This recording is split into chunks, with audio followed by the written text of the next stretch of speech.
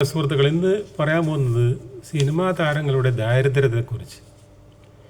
അതായത് ഭരത് ഗോപി കുറേ പടങ്ങളിൽ അഭിനയിച്ചായിരുന്നു. പക്ഷെ അവസാന കാലത്ത് അദ്ദേഹത്തിന് തളർവാദം പിടിച്ചേരം പൈസ നാട്ടുകാരോട് പിരിപ്പിക്കേണ്ടി വന്നു.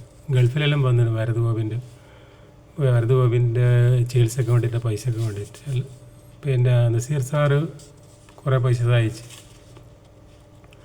അതേപോലെ ബാലങ്കേനാർക്ക് മരിക്കാൻ കാലത്ത് പൈസ ഇല്ല, ദരിദ്ര ആയിപ്പോയി, ഇങ്ങനെ എല്ലാവരും പിരിവെടുക്കേണ്ടി വന്നു.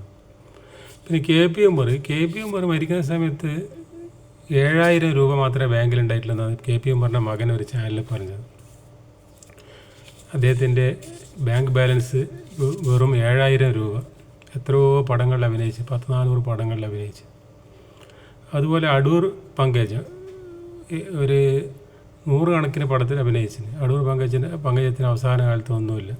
അതുപോലെ അടൂർ ഭവാനി ഒരു പഴയ വീട്ടിലെ താമസം, എത്രയോ പടങ്ങളിൽ അഭിനയിച്ച്. പിന്നെ ശാന്താകുമാരിക്കും ദാരിദ്ര്യം തന്നെ, കുറേ പടത്തിൽ അഭിനയിച്ച്.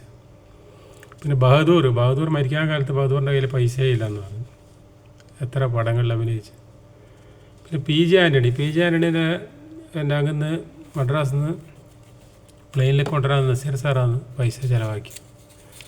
അതുപോലെ ആക്ഷൻ ഹീറോ ജയൻ ചേട്ടൻ മരിച്ച സമയത്ത് പ്ലെയിനിന് പൈസ നസീർ സാറാണ് കൊടുത്തത്. ജയൻ ചേട്ടൻ എത്രയോ പടത്തിൽ അഭിനയിച്ചിട്ടില്ല, എത്ര പൈസ ജയൻ ചേട്ടന് പിന്നെ കിട്ടണം? ശരിക്കും ജയൻ ചേട്ടൻ്റെ അടുത്ത് എത്ര പൈസ വേണം?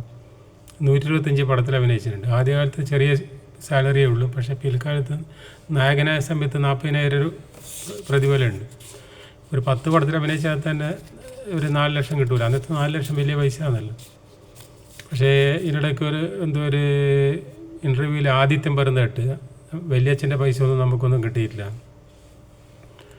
അപ്പോൾ ജയൻ്റെ കുടുംബക്കാർക്കും കിട്ടിയില്ല എന്ന് പറയുന്നത്. അപ്പോൾ ഈ പൈസ എല്ലാം ജയൻ ചേട്ടൻ്റെ പൈസ എല്ലാം എവിടെ പോയി? അതുമില്ല. ഈ സിനിമാക്കാരുടെ ചരിത്രം എടുത്തു കഴിഞ്ഞാൽ മരിക്കാൻ കാലത്ത് ആരുടെ അടുത്തും പൈസ ഉണ്ടാവില്ല. അതിനെക്കുറിച്ച് അവർ വീഡിയോ ചെയ്തത്. ഓക്കെ.